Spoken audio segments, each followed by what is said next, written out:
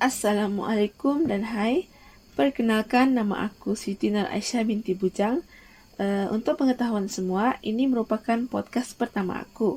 Podcast ini berkaitan dengan petua dan pantang larang masyarakat Melayu Sarawak. Sebelum ni aku belum pernah tahu lagi apa sebenarnya podcast ni. Sebelum aku buat podcast ni, aku ada juga baca serba sedikit berkaitan dengan podcast. Apa sebenarnya podcast, macam mana buat podcast, apa format podcast dan macam-macam lagi lah. Aku membuat podcast ni kerana podcast ni merupakan satu keperluan dalam projek yang sedang aku jalani buat masa ni. Sekarang aku merupakan pelajar tahun akhir ataupun tahun 3 di Universiti Malaysia Sarawak atau singkatannya ialah UNIMAS. Aku belajar di Fakulti Bahasa dan Komunikasi dalam bidang linguistik. Buat masa ni, aku sedang menjalani latihan industri atau selalu orang panggil sebagai praktikal. Aku tidak menjalani praktikal di mana-mana pejabat. Tapi aku sekarang sedang menjalani praktikal dari rumah secara online. Aku praktikal melalui track penyelidikan di mana aku menjalankan satu projek, iaitu projek petua dan pantang larang masyarakat Melayu Sarawak. Bukan aku seorang sajalah buat projek ni. Ada 2 lagi pelajar bersama aku buat projek ni. Aku, Syafikri Arwan dan Hendri Jamil membuat projek ni di bawah penyeliaan pensyarah iaitu Puan Rosnah binti Mustafa. Berkaitan dengan projek tadi, projek ini hanya memfokuskan kepada orang Melayu di Sarawak sahaja. Dari nama projek pun dah tahu kan, projek petua dan pantang larang Melayu Sarawak. Maksudnya orang Melayu di Sarawak sahaja. Untuk projek ni, aku telah mencari beberapa informan yang aku yakin tahu dan amalkan petua dan pantang larang Melayu di Sarawak. Pantang larang Melayu Sarawak ni. Tapi aku hanya mencari informan di area lawas, di bandar lawas, sebab aku sendiri pun orang lawas, jadi senang sikit untuk aku mencari data. Aku sendiri telah pergi menemui informan di rumah mereka.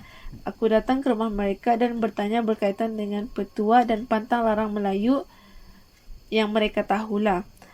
Tapi aku datang ke rumah diorang, aku telah mematuhi SOP yang ditetapkan.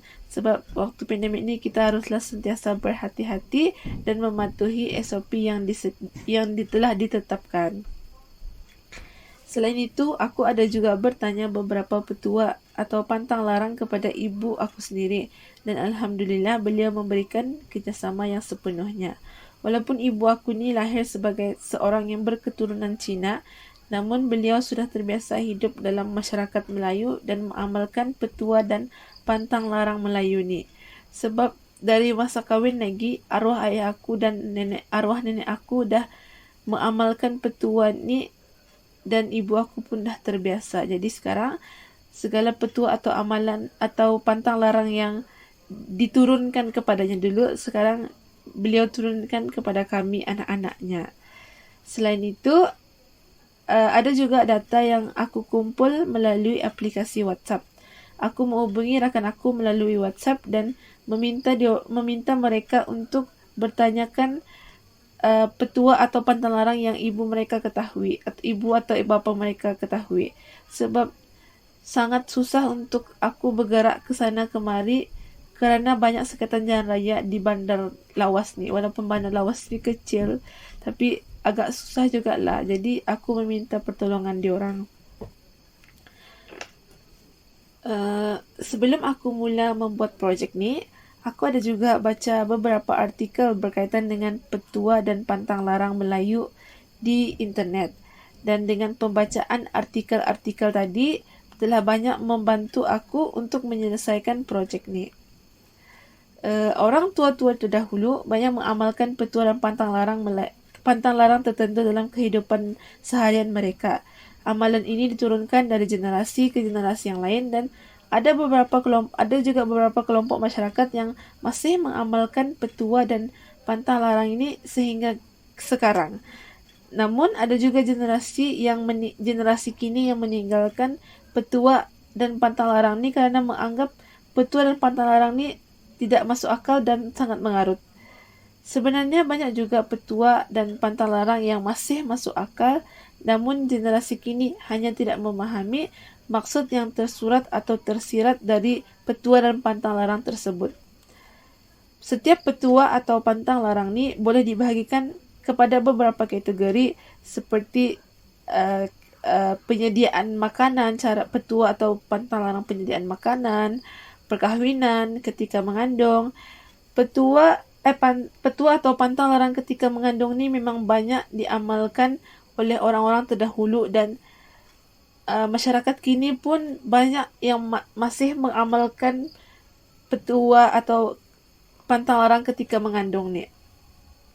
Selain itu ada juga petua atau pantang ketika hendak masuk hutan atau ketika berada di hutan. Contohnya seperti sekiranya kita tersesat, ada juga petua yang boleh membantu kita untuk mencari jalan balik, untuk membantu kita mencari jalan keluar semula.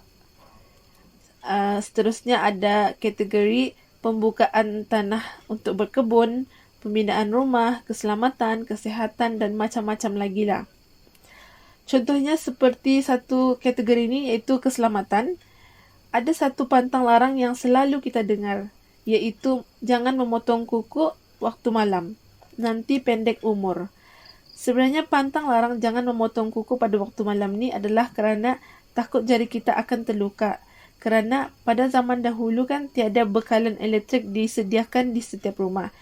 Maka setiap rumah akan menjadi gelap dan hanya berbekalkan lampu pelita sahaja. Jika keadaan rumah gelap dan ketika itu kita memotong kuku, kemungkinan untuk jari kita terluka sangat besar. Maka wujudlah pantang larang ini yang melarang kita untuk tidak memotong kuku pada waktu malam demi keselamatan.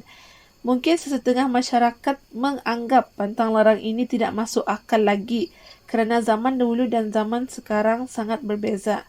Zaman sekarang setiap rumah sudah tersedia bekalan elektrik atau lampu di rumah. Jadi mungkin bagi mereka pantang larang ini tidak masuk akal lagi. Sebab setiap rumah sudah ada lampu dan sudah disediakan elektrik. Jadi tidak masalah untuk mereka memotong kuku pada waktu malam ataupun pada waktu siang. Baiklah, sebenarnya apa petua ni? Apa maksud petua? Bagi akulah, petua ni ialah satu panduan, nasihat atau petunjuk yang berguna dari orang tua-tua atau orang yang lebih berpengalaman tentang macam mana cara untuk melaksanakan atau mencapai sesuatu dengan lebih baik. Contohnya seperti satu petua ketika mengandung. Macam mana satu petua yang boleh memudahkan mereka untuk melahirkan. Petua macam mana cara untuk mereka mudah melahirkan.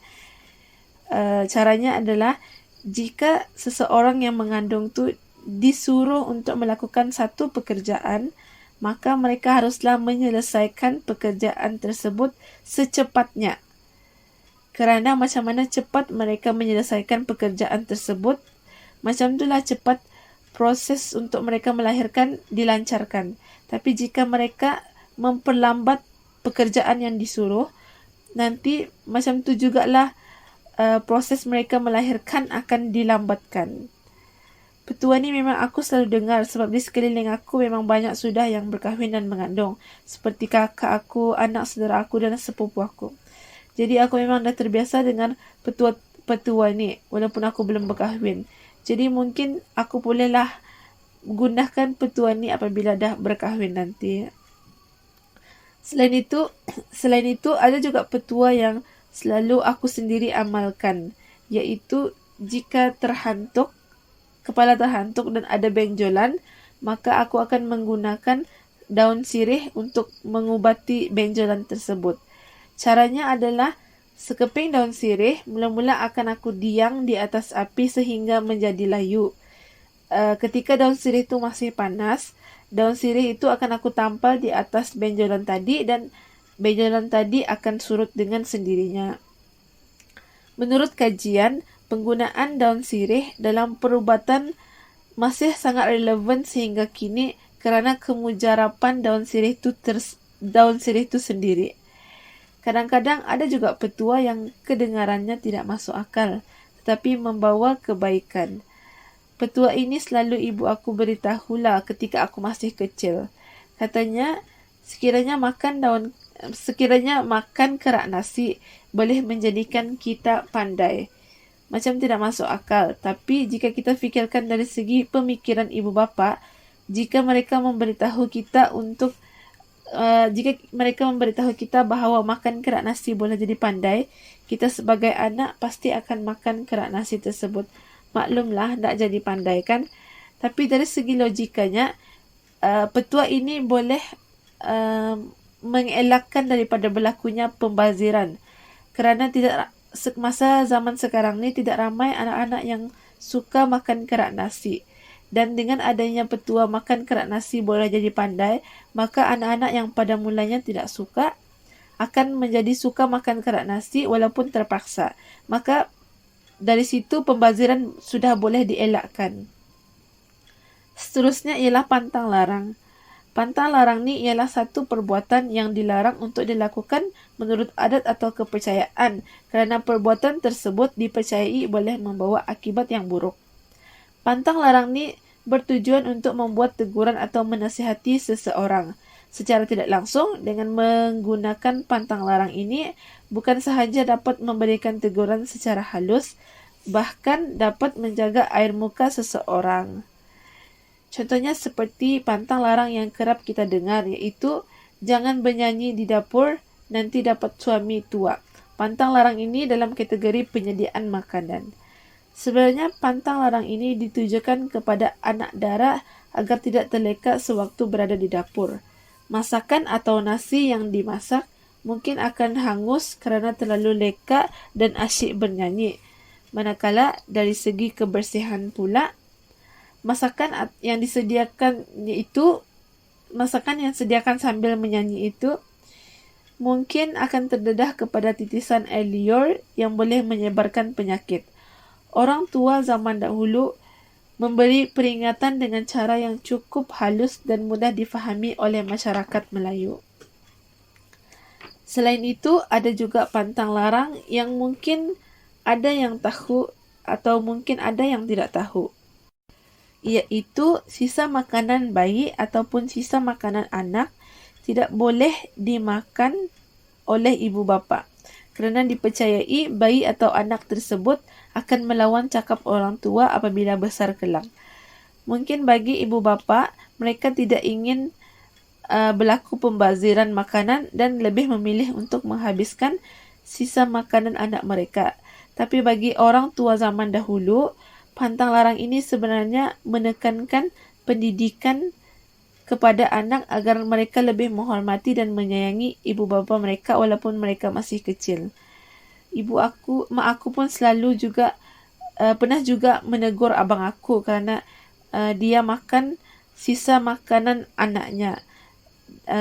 Ibu aku kata jangan makan sisa tersebut, takut nanti dah besar anak-anak akan pijak kepala.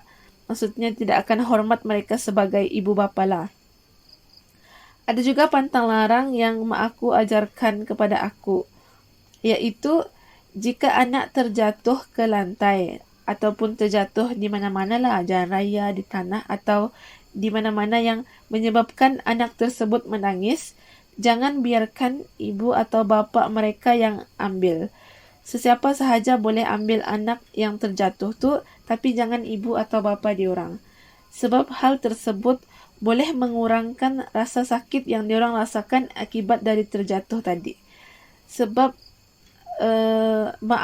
aku sendiri pernah alami. Mak aku cakap, waktu tu anak buah aku terjatuh. Dan kakak aku, iaitu ibu kepada anak buah aku tu lah. Kakak aku ingin ambil anak buah aku tu, tapi mak aku tak suruh.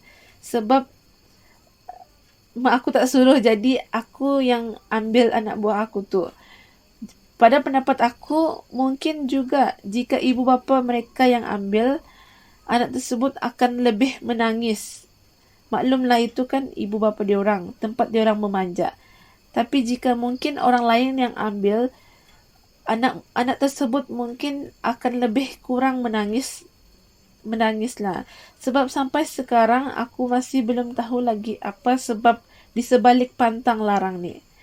Tapi jika ketika itu hanya ada ibu atau bapa mereka yang ada ketika itu dan anak itu menangis atau terjatuh, maka boleh ibu atau bapa diorang yang ambil. Sebenarnya petua dan pantang larang dari nenek moyang atau orang tua terdahulu ni masih lagi relevan untuk diamalkan asalkan tidak mendatangkan kemudaratan kepada diri sendiri dan tidak menyalahi agama Islam. Kerana di sebalik petua dan pantang larang yang dikongsikan pasti ada maksud dan mesej tersirat yang ingin disampaikan. Secara tidak langsung, budaya dan tradisi masyarakat Melayu dahulu dapat dikekalkan oleh generasi baharu dengan cara yang lebih halus. Jadi aku rasa itu sahaja untuk podcast aku kali ini. Assalamualaikum dan bye-bye.